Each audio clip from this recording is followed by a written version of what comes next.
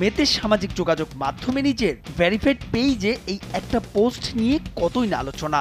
ব্রাজিলের ক্লাবগুলোর কাছ থেকে পাওয়া প্রস্তাব, ক্লাব বিশ্বকাপে খেলার হাতছানি, দুয়ে 4 মিলিয়ে আল নাসরের জার্সিতে ক্রিশ্চিয়ানোর শেষ দেখে ফেলেছিলেন অনেকেই। তবে সেই পোস্টে একটা রহস্য রেখে দিয়েছিলেন CR7, the story still being written.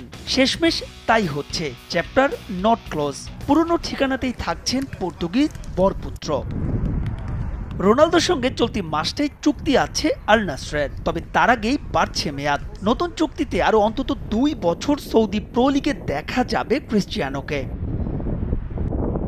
যদিও সবশেষ মৌসুমটা ভালো কাটেনি আল নাসরের। পয়েন্ট টেবিলের 3 থেকে লিগ শেষ করায় আসন্ন মৌসুমে তারা খেলতে পারবে না এফসি চ্যাম্পিয়ন্স লিগেও। তবে আপন আলোয় উজ্জ্বল ছড়িয়েছেন রোনালদো, 41 ম্যাচে করেছেন 35 গোল। আগামী মৌসুমে আল নাসরকে ঢেলে সাজাতেও কাজ করবেন রোনালদো। নাসার কোচ স্টেফানো পিউলিকে বিদায় করে দেয় তার স্থলে নতুন কারো সন্ধানে ক্লাবটি।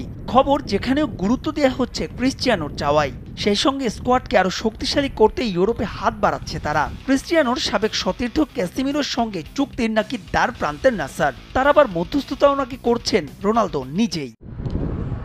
এদিকে আল নাসরের সঙ্গে চুক্তি বাড়ানোর পাশাপাশি সৌদি আরবে নিজস্ব ক্রীড়া বিনিয়োগ চালু করতেও যাচ্ছেন রোনালদো। খুলতে পারেন হোটেলও।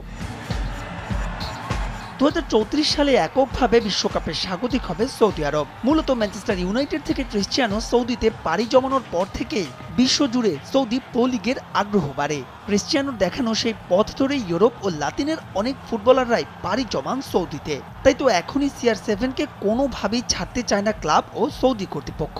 গুঞ্জন আছে নতুন চুক্তিতে বাড়ছে রোনালদোর বেতনও।